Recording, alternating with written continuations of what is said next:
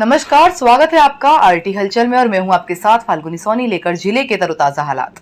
चलिए सबसे पहले नजर डालते हैं आज की हेडलाइंस पर। क्षेत्र में फैली गंदगी, क्षेत्रवासियों ने जताया विरोध। पेट्रोल पंपों का अफसरों ने किया निरीक्षण, दिए निर्देश। गरबा रास का होगा आयोजन, समाजजनों ने दी जानकारी। कबड्डी प्रतियोगिता का हुआ आयोजन, 8 टीमों ने लिया भाग। और अब गतिविधियां विस्तार के साथ। बुरहानपुर जिले के सीलमपुरा क्षेत्र में आंगनवाड़ी भवन के पास गंदगी का अंबार लगा हुआ है, जिस कारण यहां पर क्षेत्रवासियों के साथ आंगनवाड़ी में आने वाले बच्चों को भी परेशानियों का सामना करना पड़ता है। लेकिन जिम्मेदार अफसरों द्वारा इस ओर कोई ध्यान नहीं दिया जा रहा, जिस कारण लोग परेशान हो रहे हैं। बुरहानपुर जिले में अफसरों की लापरवाही के कारण शहर के अधिकांश वार्डों में गंदगी का अंबार फैलता जा रहा है, लेकिन जिम्मेदार अफसरों द्वारा इस ओर कोई ध्यान नहीं दिया जा रहा, जिसका खामियाजा क्षेत्र के लोगों को भुगतना पड़ रहा है।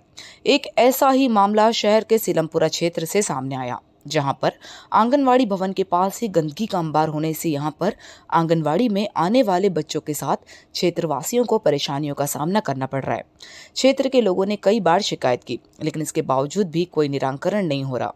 आज क्षेत्रवासियों ने विरोध जताते हुए जिम्मेदार अफसरों से इस ओर ध्यान देकर निराकरण करने की गुहार लगाई। क्षेत्र के लोगों का कहना है कि यहाँ पर आंगनवाड़ी भवन होने से रोजाना गंदगी पड़ी होने के कारण बदबू फैल रही और यहाँ पर संक्रमण जैसी बीमारी फैलने का डर बना हुआ है।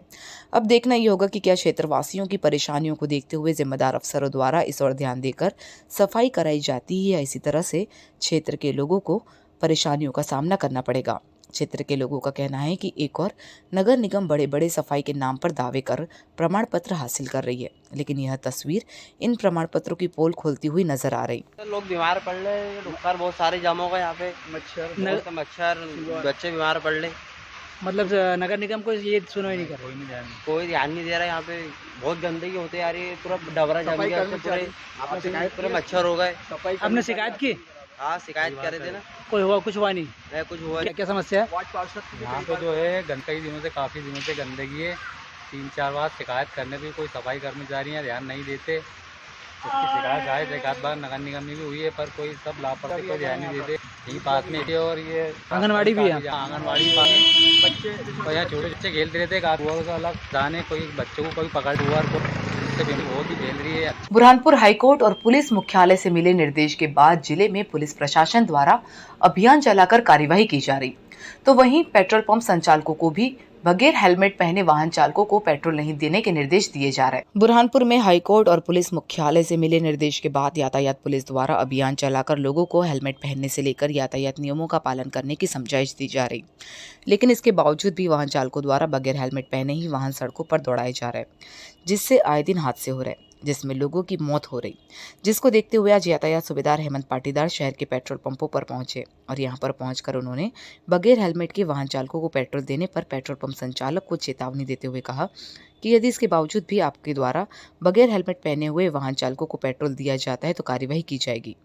यातायात सूबेदार हेमंत पाटीदार ने बताया कि हाईकोर्ट और पुलिस मुख्यालय भोपाल से मिले निर्देश के बाद बुरहानपुर जिले में एसपी राहुल कुमार के निर्देश पर अभियान चलाकर लोगों को हेलमेट पहनने के साथ यातायात नियमों का पालन करते हुए वाहन चलाने की समझाइश दी जा रही, लेकिन इसके बावजूद भी लोग बगैर हेलमेट पहने ही सड़कों पर वाहन दौड़ाते हुए नजर आ रहे हैं। ऐसे वाहन चालकों पर नकेल कसने के लिए आज पेट्रोल पंप संचालकों को चेतावनी देते हुए कहा कि यदि आपके द्वारा बगैर हेलमेट पहने हुए वाहन चालकों को पेट्रोल दिया जाता है तो कार्यवाही की जाएगी। अब देखना ये होगा कि क्या पेट्रोल पंप संचालकों द्वारा निर्देशों का पालन किया जाता है या बगैर हेलमेट वाहन चालकों को इसी तरह से पेट्रोल देते रहेंगे। माननीय हाईकोर्ट के आदेश थे कि जो ऐसे राइडर हैं जो बिना हेलमेट पहने मोटरसाइकिल का चालन करते हैं, ऐसे लोगों को पेट्रोल नहीं दिया जाए। इस संबंध में सभी पेट्रोल पंप संचालकों को श्रीमान कलेक्टर महोदय की तरफ से आदेश जारी किए गए थे। कुछ दिन इनको अवसर दिया गया था जिससे कि ये प्रचार प्रसार कर दें और लोगों को समझाइश दें, और अब हम इस पे कार्रवाई करने जा रहे हैं कि कई लोग ऐसे हैं कि जो समझाने के बावजूद भी यहाँ आ रहे हैं और बिना हेलमेट के पेट्रोल ले रहे हैं और ये लोग पेट्रोल दे रहे हैं। तो आज हम सभी पेट्रोल पंप पे विजिट कर रहे हैं और वहाँ उनको सख्ती से अब इसका पालन करवाने के लिए निर्देशित किया। बुरहानपुर के लालबाग मार्ग स्थित श्री कृष्ण मंगल परिसर में वृहद गुजरात समाज की ओर से 14 अक्टूबर को शरद पूर्णिमा के अवसर पर गरबा रास का आयोजन किया जा रहा है, जिसको लेकर आज समाजजनों ने संजय नगर स्थित एक निजी होटल में पत्रकार वार्ता लेकर विस्तार से जानकारी दी। बुरहानपुर जिले में शरद पूर्णिमा के अवसर पर श्री बृहद गुजराती समाज की ओर से भव्य डांडिया रास का कार्यक्रम लालबाग मार्ग स्थित श्री कृष्ण मंगल परिसर में 14 अक्टूबर को आयोजित किया जाना है, जिसको लेकर आज समाजजनों ने पत्रकार वार्ता लेकर विस्तार से जानकारी देते हुए कहा कि बुरहानपुर जिले में पहली बार लाइव ऑर्केस्ट्रा पर डांडिया रास का कार्यक्रम आयोजित किया जा रहा है। गुजरात के कलाकार इस कार्यक्रम में अपनी प्रस्तुति देंगे। समाज अध्यक्ष मनोज तारवाला ने जानकारी देते हुए बताया कि बुरहानपुर जिले में पहली बार श्री बृहद गुजराती समाज की ओर से शरद पूर्णिमा के अवसर पर श्री कृष्ण मंगल परिसर में 14 अक्टूबर को भव्य डांडिया रास का कार्यक्रम आयोजित किया गया है। इस डांडिया रास के कार्यक्रम में किसी भी समाज का व्यक्ति गरबे की वेशभूषा में आकर गरबा खेल सकता है, जिसको पास लेना अनिवार्य होगा।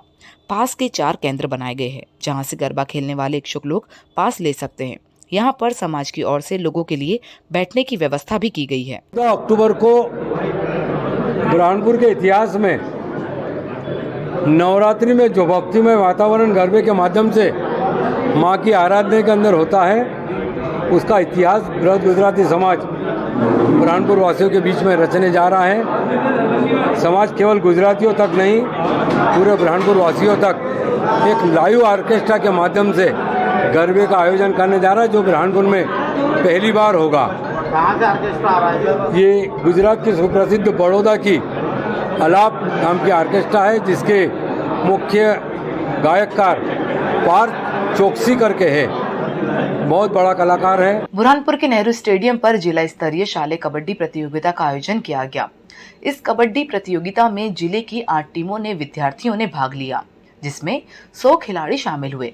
प्रथम द्वितीय स्थान प्राप्त करने वाले टीमों के खिलाड़ियों का संभाग स्तर के लिए चयन किया जाएगा। बुरहानपुर के नेहरू स्टेडियम पर जिला स्तरीय शालेय कबड्डी प्रतियोगिता का आयोजन किया गया।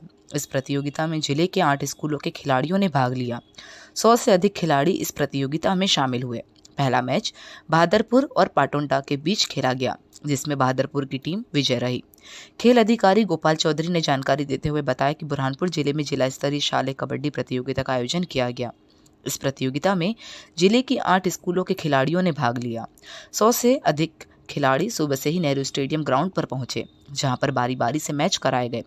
विजेता टीमों के खिलाड़ियों का संभाग स्तर के लिए चयन किया जाएगा। बता दें कि 2 वर्षों से जिला स्तरीय खेल प्रतियोगिता का आयोजन कोरोना महामारी के कारण नहीं हो पा रहा था, लेकिन इस बार कोरोना महामारी पर नियंत्रण पाया जा सका। 2 वर्ष बाद जिला स्तरीय शालेय कबड्डी प्रतियोगिता का आयोजन हुआ। इस प्रतियोगिता में बड़ी संख्या में खिलाड़ी शामिल हुए और सभी खिलाड़ी उत्साहित नजर आए। जिला स्तरीय शालेय कबड्डी प्रतियोगिता का आयोजन हो रहा है। दिनांक 12/10/2022 को 17 वर्ष और 14 वर्ष बालक वर्ग का आयोजन हुआ कल, और आज 19 वर्ष बालक वर्ग का आयोजन हो रहा है कबड्डी का। कितनी टीमें शामिल हुई है? इसमें 8 टीमें शामिल हुई हैं और 8 टीमों के लगभग 100 बच्चे यहाँ सम्मिलित हुए हैं। बुरहानपुर जिले में खाद्य सामग्री में मिलावट की सूचना मिलने के बाद खाद्य विभाग द्वारा प्रतिष्ठानों पर छापामार कार्यवाही कर जांच की जा रही है।